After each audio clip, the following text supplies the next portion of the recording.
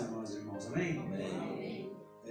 Eu estou muito feliz de estar aqui essa noite, porque eu tenho realmente aqui amigos, irmãos muito próximos, né, que a gente caminha muito próximo aqui. Acho que, sei lá, esses dias o Newton estava em casa, o pastor Henrique esses dias estava em Curitiba também, o Osés, a sua esposa, estavam em casa também.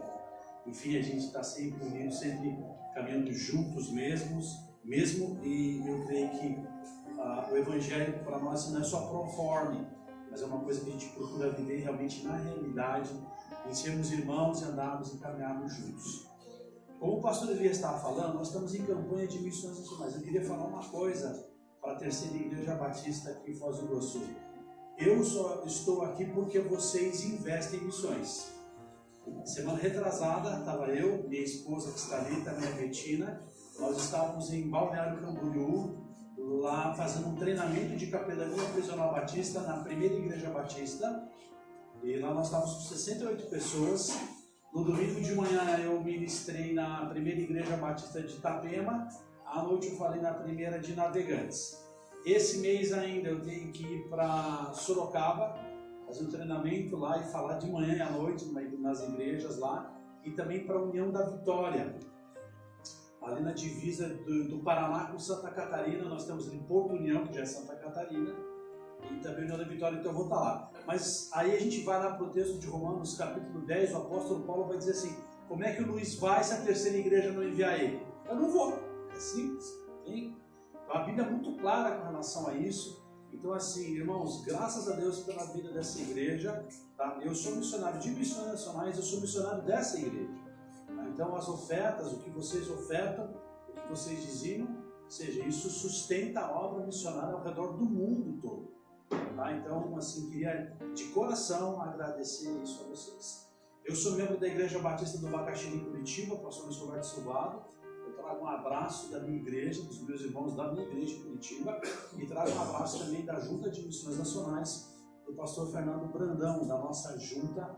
Um abraço para a terceira igreja, e agradecer ao pastor Elias, que é amigo, irmão, carinho que eu tenho muito grande pelo pastor, a Cris, né? As meninas também, estamos hospedados na casa deles ali, esses dias que a gente está aqui em Foz do Iguaçu. Ontem, pela manhã, a gente veio de Curitiba na sexta-noite, a gente dormiu em Catanduvas, e sábado de manhã a gente estava fazendo culto no Presídio Federal, junto com o William, que é membro da 4ª Igreja Batista de Cascavel, e a gente falando de Jesus ali. Oi, pastor? Igreja Batista da Vitória, o pastor me corrigiu aqui que houve um upgrade no nome, talvez uma atualização, vou falar assim, sei lá eu. Enfim, do pastor Edmar ali, o pastor não mudou, né? O pastor Edmar, então o pastor Edmar ali, e foi bem legal a gente estar falando de Jesus ali para aqueles homens ali que estão privados de liberdade. E uma outra questão muito importante aqui, queria agradecer de coração a Deus, e assim é uma alegria. O Oséias está aqui, e eu uso muito a vida do Oséias quando eu viajo para o Brasil afora. Ele fez um treinamento, ele estava no treinamento online, né, com a gente agora lá em Balneário. Eu já pedi para a Angélica, que é voluntária da capelania prisional na área de comunicação, para que ele possa estar junto, pelo menos online, junto comigo lá em Mossoró e também em União da Vitória, né? Porque o que Deus fez na vida dele, como Deus alcançou a vida dele, aonde ele estava, e isso inspira, provoca, chacoalha igrejas ao redor do Brasil. Esses dias me perguntaram assim: pastor, dentro de um contexto muito batista, muito assim, núcleo batista, qual seria a dificuldade, o que o pastor quer que a gente ore? Eu fiz uma pergunta para uma gerente minha, eu falei assim: posso falar o que eu preciso que ore? Ela falou: pode, claro. Tem que orar para alguns pastores e algumas igrejas batistas que não acreditam que o evangelho deve chegar para as pessoas privadas de liberdade. Eu vou falar até como a Anne orou, se doeu alguma coisa ali, né? Mas fala com a gente. O que acontece? Tem igrejas batistas e pastores que não vão para dentro de unidades prisionais falar de Jesus. Eu não estou dizendo que todo mundo tem que ir. O estranho é que tem muita gente que não vai, entendeu? Então há uma discrepância, há um desequilíbrio ali. Eu estava numa igreja de São Paulo, falando um dia, terminou o culto, as irmãs, a promotora de missões da igreja falou: pastor, tem uma irmã que gostaria de estar no culto, mas não pode, porque o marido dela não deixa. Então, vamos orar, vamos interceder por isso e tal. E daí ela falou: a esposa o pastor é o marido dela, e ela não quer que ela vá. E daí, faz o quê? Eu estou falando sério, que não estou querendo...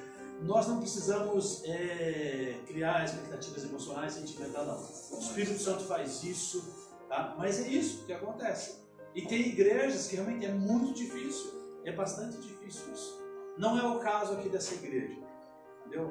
Eu vejo essa igreja, eu vejo minha igreja lá em Curitiba, nós somos uma igreja que realmente não tem preconceito. Na minha igreja eu tenho membros frequentando com tornozeleira eletrônica, pequenos grupos multiplicadores. Quando a Igreja Batista do Bacaxiri, a qual eu sou membro, fez 60 anos, foi um domingo, e nesse domingo nós fizemos um jejum das 9 da manhã até as 9 da noite, e tivemos culto o dia todo naquele dia, e eu me recordo que chegou uma irmã que está organizando o culto, eu estava lá na parte da frente da igreja, ela falou, pastor, que bom se a gente tivesse 60 pessoas para batizar, porque só temos 59, ia dar 60. Falei, mas a gente vai ter 60. Ela falou, como vai ter 60? Naquele dia, às 2 da tarde, eu estava indo para a PEP 2, Penitenciário Estadual de Piraquara 2, Unidade 2, lá na Grande Curitiba, para batizar um homem. E já tinha sido aprovado em assembleia que aquele homem seria membro da igreja após o batismo. Então ela ficou muito feliz. Então eu saí 2 horas naquele dia, naquele domingo, fui para o presídio, batizei, gravamos o batismo, eu trouxe o material. O pastor Renato, pastor de comunicação na época da minha igreja, fez uma edição do material, e à noite, quando o pastor Roberto estava pregando na igreja, ele mostrou o vídeo do batismo dentro da unidade prisional. Amém. Então eu queria passar um pouco desse escopo para vocês. Eu queria que você abrisse comigo a palavra de Deus lá em Jeremias, capítulo 1, a gente vai ler do 1 até o versículo 10. Eu queria falar com a gente como igreja hoje. O Evangelho tem o poder de relativizar os lugares. Qualquer lugar é relativizado pelo Evangelho e pelo poder de Deus. Eu até brinco dizendo que tem Daniel na cova dos leões, está errado. É os leões que estavam na cova do Daniel, porque o buraco lá era dele, os leões não tinham nada que estar lá, eles estavam no lugar errado. Da mesma forma, da mesma questão, aquele incêndio, aquele fogo, que tinha Sadraque, Mesaque e Abednego, Jesus estava com eles lá no buraco, lá, naquele incêndio. Então, o Evangelho tem o poder de relativizar o espaço, o lugar onde você está. Eu queria ler com vocês Jeremias capítulo 1, versículo 1, vai dizer assim: estas são as palavras de Jeremias, filho de Ilquias, um dos sacerdotes da cidade de Ananote, na terra de Benjamim. O Senhor lhe deu esta mensagem no 13º ano do reinado de Josias, filho de Amon, rei de Judá. Também lhe deu outras mensagens durante todo o reinado de Joaquim, filho de Josias, rei de Judá, até o 11º ano do reinado de Zedequias, outro filho de Josias. Em agosto daquele ano, o povo de Jerusalém foi levado para o exílio. Eu tentei dar uma contextualizada nesse texto, trazendo para os dias de hoje. Eu fiz um texto aqui, tentando contextualizar para a gente possa entender. Eu coloquei assim, eu coloquei o meu nome ali, podia colocar o nome do Oséias, do pastor, enfim, colocar o seu nome, eu coloquei o meu, refazendo o texto. Essas são as palavras do Luiz Carlos, filho do Sebastião, que era meu pai, um dos líderes religiosos da cidade de Curitiba, no estado do Paraná. O Senhor lhe deu essa mensagem no ano de 2018, durante o mandato do presidente Temer, líder do Brasil. Também lhe deu outras mensagens ao longo de todo o mandato de Bolsonaro, até o primeiro ano da presidência do Lula, eleito democraticamente. Em agosto daquele ano, o povo de Curitiba foi submetido a circunstâncias difíceis. Dei uma contextualizada aqui para que a gente possa pensar nisso. O que acontece? Eu quero que a gente comece a pensar e entender o seguinte. Eu faço as minhas leituras diárias, anuais da Bíblia. Eu leio a Bíblia não porque eu sou pastor, eu leio a Bíblia porque eu sou pecador. Eu preciso do remédio constantemente tratar, porque tem duas coisas do inimigo, o bem e o mal. E aquele que alimentar mais é que vai viver. E eu procuro alimentar com a palavra de Deus, para que possa viver. Lendo o livro de Jeremias, Ezequiel e Daniel, eu percebi algumas coisas que eu queria compartilhar um pouco com vocês essa noite. A primeira questão que eu vejo muito clara é o seguinte ali. O contexto que aqueles homens estavam vivendo. Jerusalém, no livro de Jeremias, ela está sitiada. Nabucodonosor vai invadir a cidade, sitiou e vai invadir. E é nesse contexto que Jeremias está profetizando. O que eu vejo, o que eu penso com isso? Às vezes nós esperamos momentos propícios para pregarmos a palavra. Às vezes a gente espera sentimentos, emoções, para que a gente vá pregar o evangelho. O momento em que Jeremias começa a profetizar, não é um momento, digamos, emocionalmente falando, talvez não seria o mais indicado, mas é nesse momento que ele começa a profetizar, quando o povo está sendo, digamos, sequestrado, por assim dizer, de Jerusalém e sendo levado para a Babilônia por Nabucodonosor. Não é o tempo talvez mais indicado. Ezequiel, capítulo 1, versículo 1, diz assim o texto: em 31 de julho do meu 30º ano, enquanto eu estava com os exilados judeus junto ao rio Quebar, na Babilônia, os céus se abriram e tive visões de Deus. Sabe uma coisa que é legal? Deus se revela para as pessoas em qualquer circunstância. Quando eu digo que as circunstâncias é propícia para Deus se revelar para mim, sou eu que estou tentando colocar Deus no meu cronos, na minha cronologia.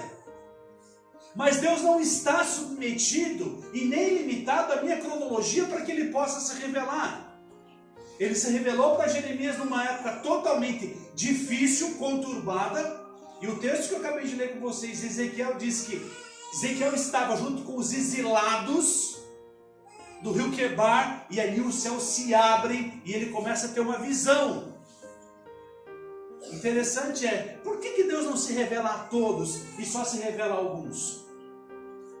Eu acredito que tanto aqui, Ezequiel, Jeremias, Daniel, toda essa rapaziada que eu amo, eles eram fiéis a Deus quando estavam em Jerusalém.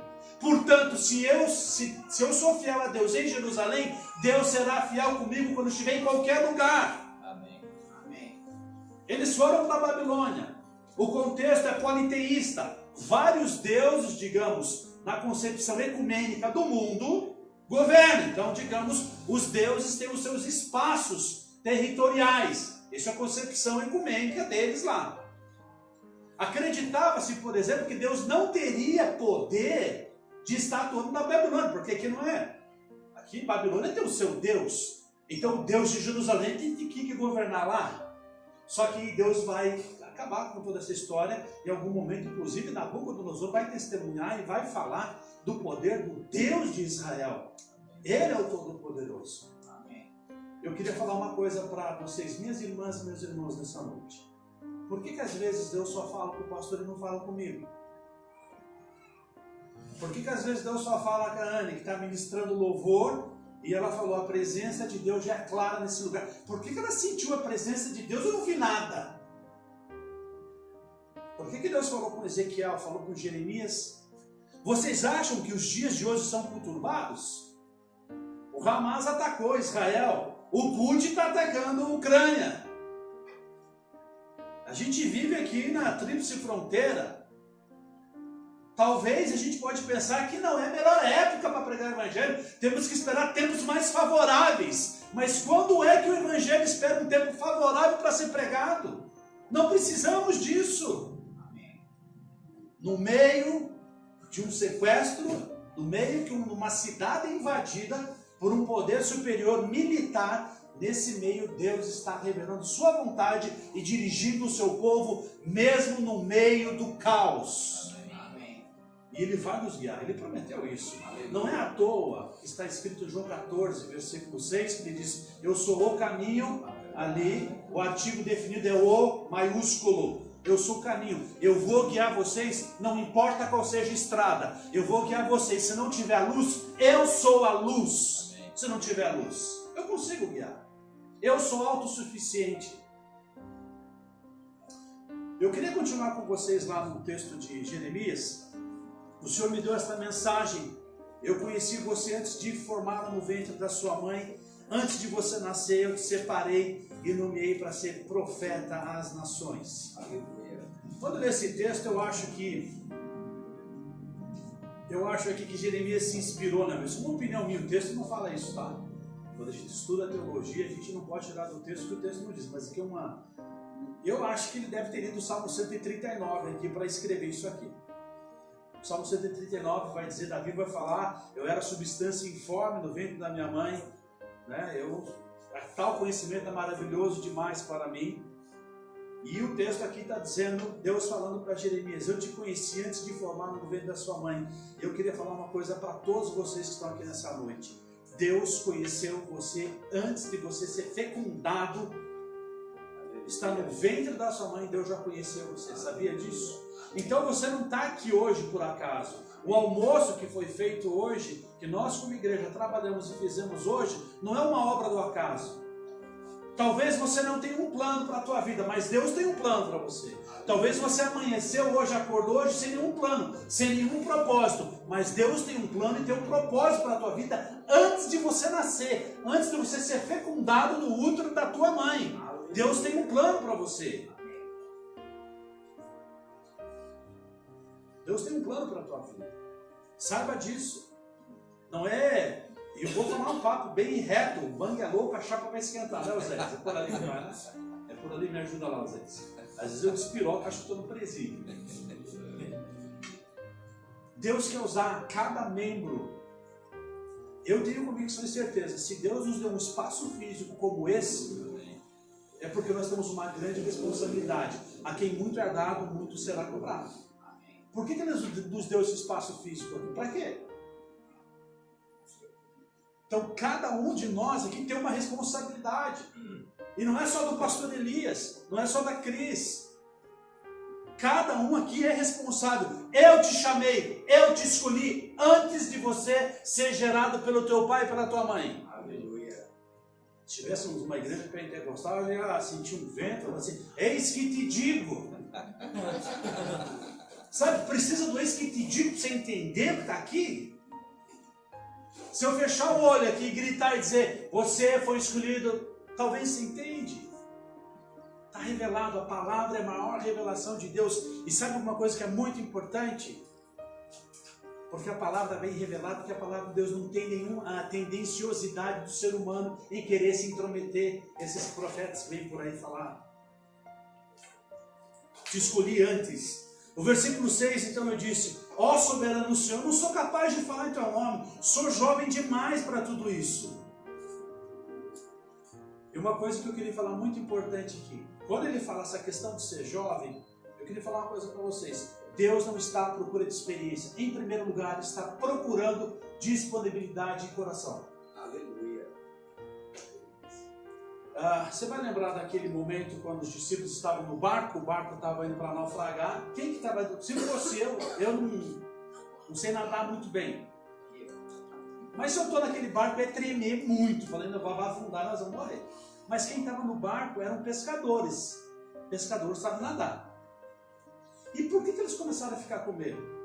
Cadê a experiência daqueles caras que já pescam faz tempo? A experiência sucumbiu.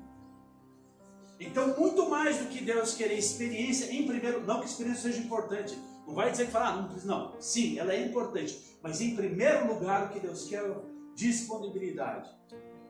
E o texto diz, ele falou, Senhor, eu não sou capaz, eu sou jovem demais. Eu acredito que às vezes, realmente para falarmos justo, nós temos que declarar nossa incapacidade. Porque o que nós estamos carregando, estamos levando é a palavra de Deus. Não é uma teoria, não é um sofisma inventado dentro da filosofia, porque isso não convence ninguém. Isso não muda a vida das pessoas. Uma escola de profetas, o que vai acontecer, lembra do contexto que eu falei que está acontecendo? O povo está sendo sequestrado, aí chega um piá lá de 15 anos e fala, eu sou profeta. E tem um monte de profeta lá, tudo velhão, aqueles barbudos, gigantão, assim.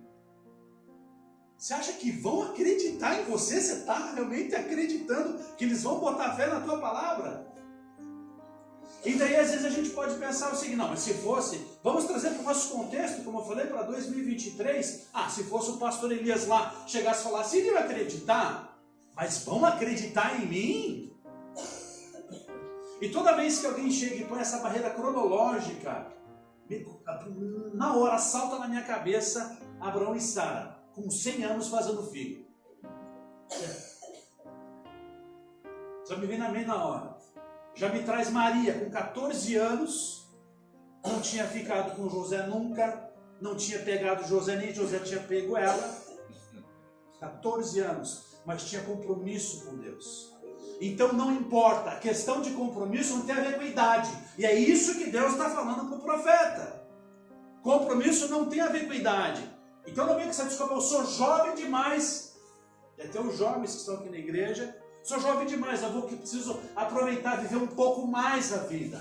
Ninguém vive melhor a vida que não seja investir na obra, no reino de Deus. Gaste a tua vida no reino. Não tem melhor maneira de você gastar e investir a tua vida. Não declare, não diga que você não pode, porque Deus tem poder para fazer isso na tua vida. Lucas 21:14 diz assim o texto bíblico: mas convençam-se de uma vez de que não devem preocupar-se com o que dirão para se defender.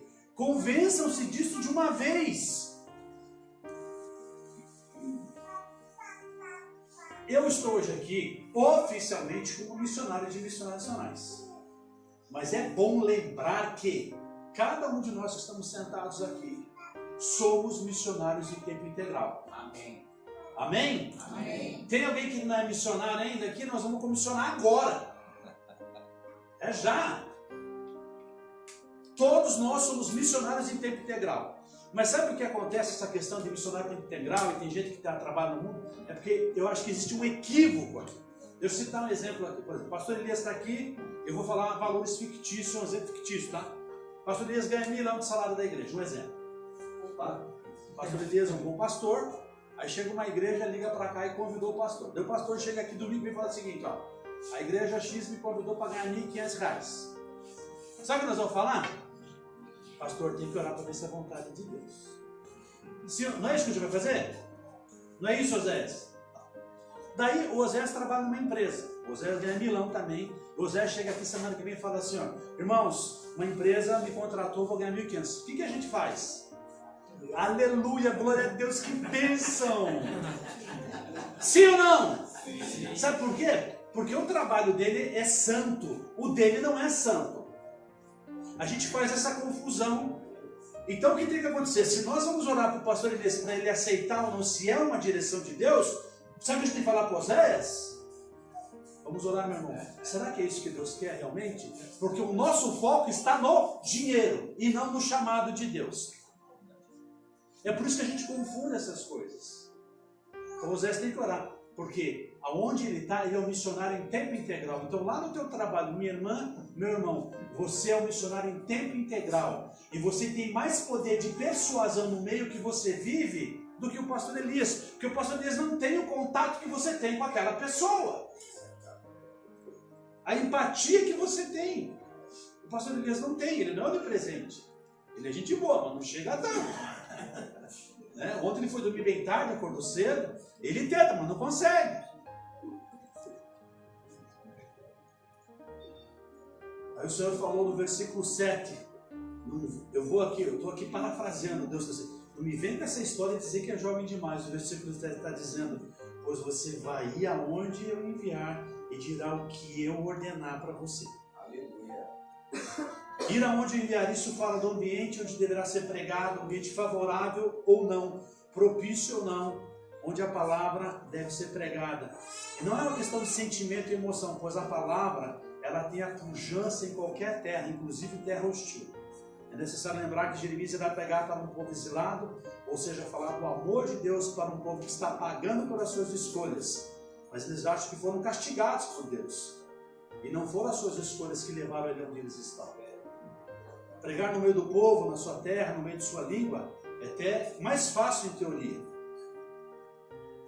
O povo está em Jerusalém e foi levado para o exílio.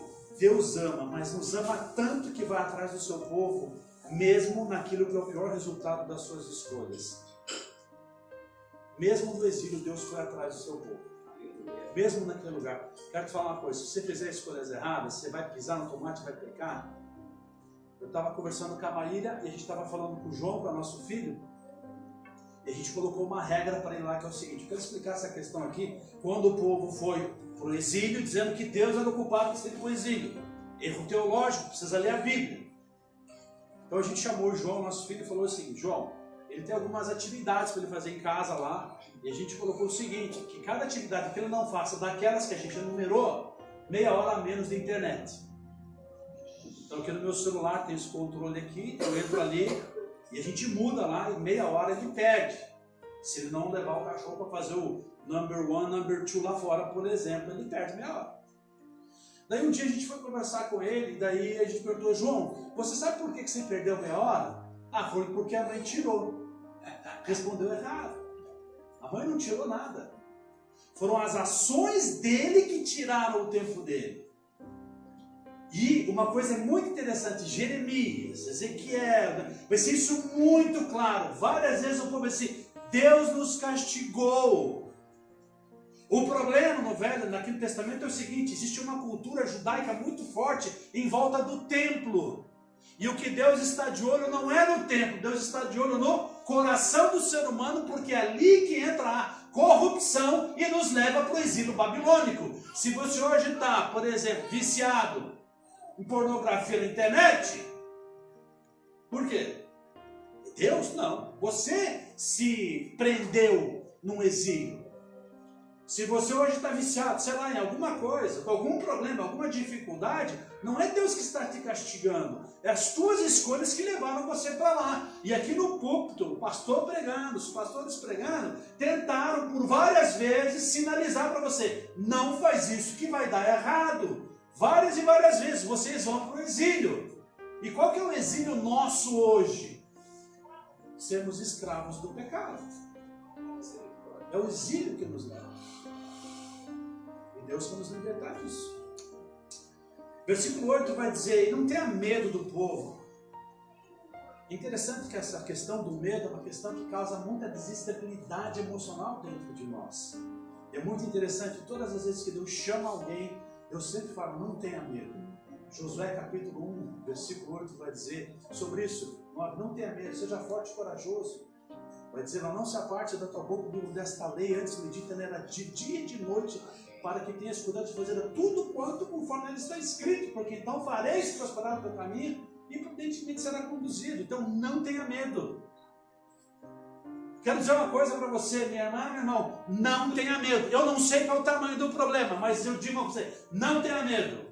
Como a Anne muito bem falou aqui, Deus não começou a existir, Ele é autoexistente, Ele era, é e sempre será. Então eu não sei qual é o problema, mas eu sei que Ele é a solução.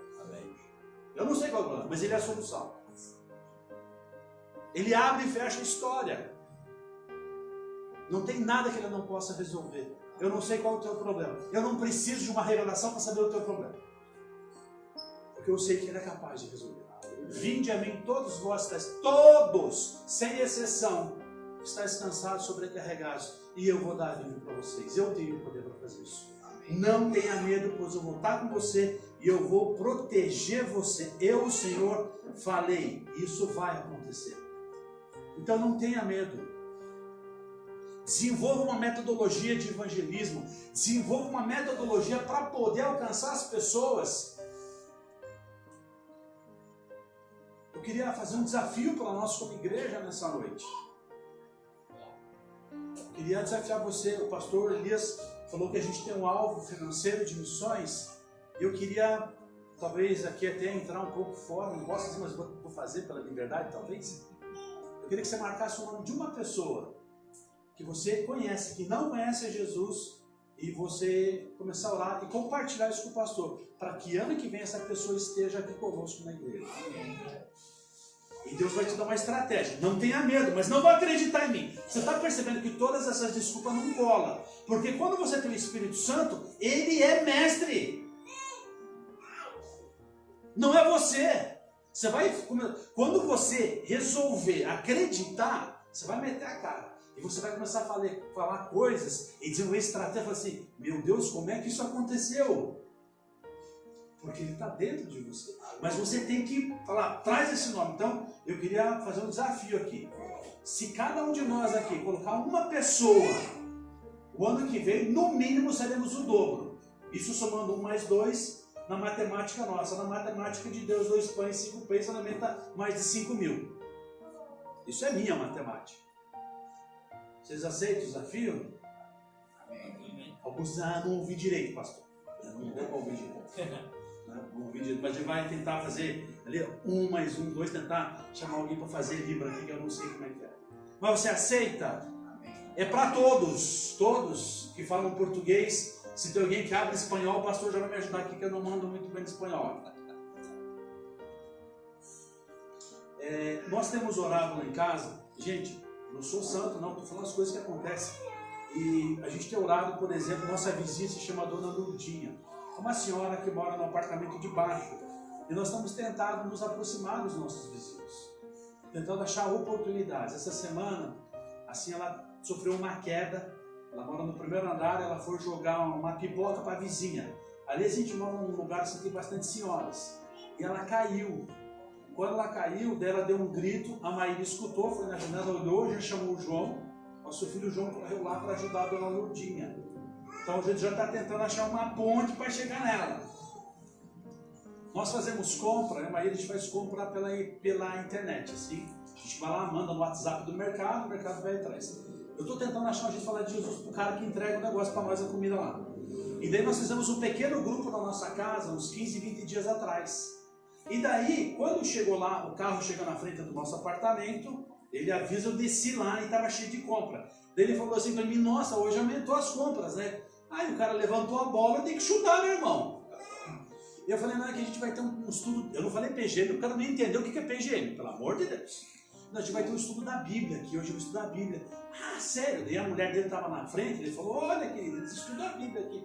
Pega o meu telefone, então eu quero me convidar, um dia eu quero vir aí. Tá vendo? Vai que dá certo, caramba! Já imaginou se você fala para aquele cara do trabalho, o cara aceita? Você fala, meu Deus, é verdade, dá certo isso? Lá na tua escola, no teu familiar, aquele cara que você acha que não vai, vai que dá certo. Eu chutei, estou chutando umas bolas e está entrando. Não tenha medo. Amém. Eu te constituí. Aleluia. Quer que eu volte aqui a pregação? Antes de você ser formado, eu já estava com você. Aleluia. Gente, de sério, eu tenho certeza, o pastor Elias acabou de comentar o cansaço físico, o esgotamento por causa da correria. Mas se você perguntar, ele vai dizer que está feliz por causa disso. E às vezes você está descansado e está triste. Que Deus te deu uma canseira santa. Amém. Para você ter uma alegria. Aleluia. Então, o Senhor estendeu a mão, tocou minha boca e disse, veja, coloquei minhas palavras na tua boca. Queria completar um texto aqui com João 3,34 que diz, pois aquele que Deus enviou fala as palavras de Deus, porque Ele dá o Espírito sem limitações. Não vai haver limites. Aleluia. Ele colocou as palavras dele na tua boca. Aleluia. Não é o ungido do pastor Elias que colocou as palavras, não. É Deus que colocou as palavras dele na tua boca. Isso me remete aqui diretamente ao texto de Isaías, capítulo 6, quando ele falou, Senhor, eu sou pecador, eu falo palavrão, minhas bocas, meu lábio impuro e habito num povo de impuros lábios. Aí o anjo sai e toca os meus lábios e diz, está purificado, tua iniquidade foi tirada.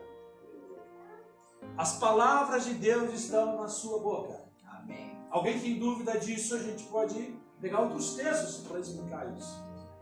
Dá sentido para a tua vida. Deus quer usar você. E para a gente terminar aqui essa noite, hoje me dou autoridade para enfrentar nações e reinos, para arrancar e para derrubar, para destruir, arrasar, para edificar e para plantar. Gente, ou a mensagem é de plantação ou de destruição. Fora disso, será algo parecido com o ecumenismo, politicagem de boa vizinhança.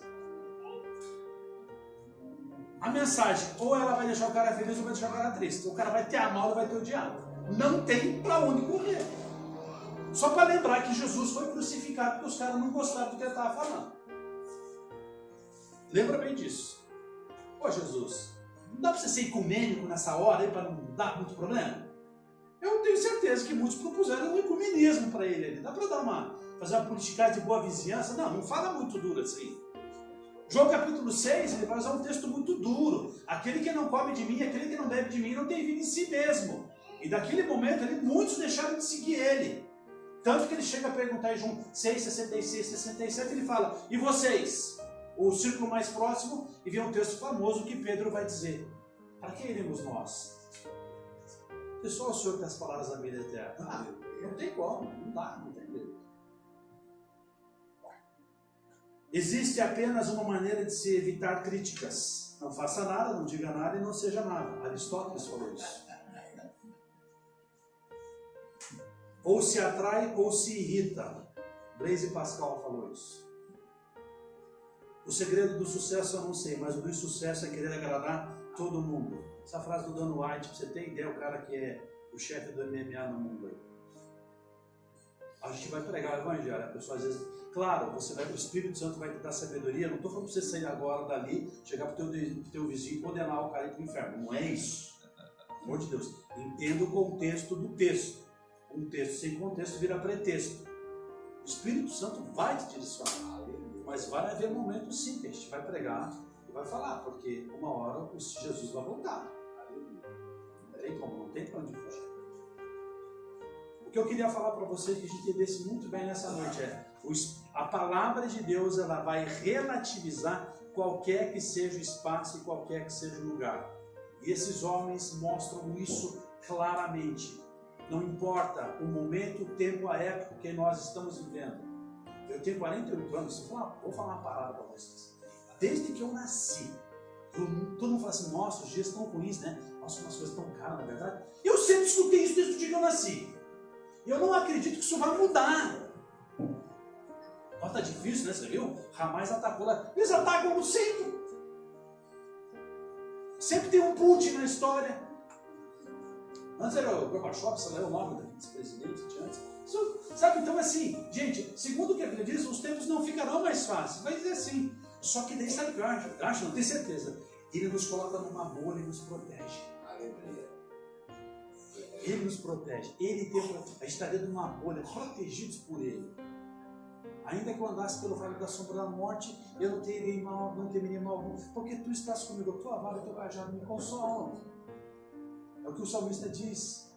Não importa o que aconteça, não importa a dificuldade, Ele vai estar conosco. Amém. Então eu queria assim, desafiar nós hoje como igreja nessa noite. Nós estamos diante de um...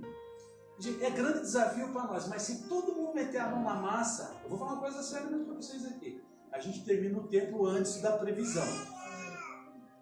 Mas agora, se poucos ficarem fazendo, aí a gente não consegue acelerar o negócio. Eu acho que a gente pode acelerar mais.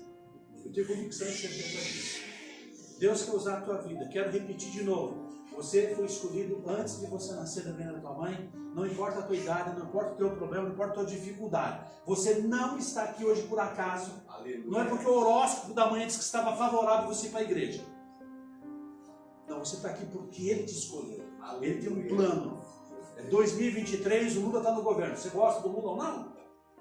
Não importa. Ele continua reinando. Jesus é soberano, não importa o presidente. Já ouvi essa história quando a Dilma assumiu. Gente, isso é normal, vai acontecendo essas questões. O Evangelho continua sendo pregado. Nós continuamos avançando. E nossa, talvez, inanição espiritual não é por causa do governo. Vou falar uma coisa para vocês. Você acha que por causa do Lula nós vamos impedir de fazer e construir o templo? Não. Eu vou dizer o porquê que pode fazer com que a gente demore mais um tempo. Posso trazer uma revelação agora aqui? Vamos ajudar o pastor, ajudar a Cris, vamos meter mão lá, pastor, o que precisa fazer? Vamos ter um negócio antes aí. Mais pessoas em Foz do Iguaçu precisam ser salvas. Amém. O Evangelho vai relativizar o teu problema. Tá? Eu queria orar com vocês, queria que você baixasse a cabeça, fechasse os olhos. Senhor, nós estamos em campanha constante, na verdade. Desde que eu fui aceito pelo Senhor, estou em campanha. Mas uma específica agora que a gente denominou, através da Junta de Missões Nacionais, e baseado num texto que é supra-sumo, como diz Martim Lutero, é o Evangelho em miniatura. Porque Deus amou Luiz, amou Anne, o Aralão, o Oséias, o Elisa, a Cris, de tal maneira que Deus seu Filho único, para que se eles nele creem, não pereçam, mas vão ter vida eterna. Senhor, eu quero pedir pela minha vida, pela minha esposa, meu filho, porque nós queremos ser missionários em tempo integral. Eu quero ser intencional. Amém. Vai que dá certo, vai que é verdade. Amém. E que cada um que está aqui nessa noite, Deus, em nome de Jesus, não tenha medo, não tenha vergonha. Que eles tenham o maior desejo de te agradar, que eles tenham uma vergonha, às vezes, em nome de Jesus. Amém. Abençoa a vida do pastor Elias, da Cris, da direção, da condução da igreja. Obrigado pela oportunidade que nos deste da compra dessa propriedade. Aleluia. Um sonho que a gente tinha como igreja, eu orei com o pastor algumas vezes. Não somos membros aqui, mas quando estamos aqui, somos membros aqui. Aleluia. E nós oramos também, Deus, pela construção, Amém. oramos, Senhor, pelos investimentos financeiros necessários. Amém. E como o pastor falou, Deus vai dar grana. Eu tenho Aleluia. convicção e certeza disso. Em nome de Jesus nós oramos e te agradecemos e nos ajude a crescermos, para que mais pessoas possam estar aqui cultuando, bem dizendo, louvando o teu nome. Em nome de Jesus, Deus. Amém. Amém.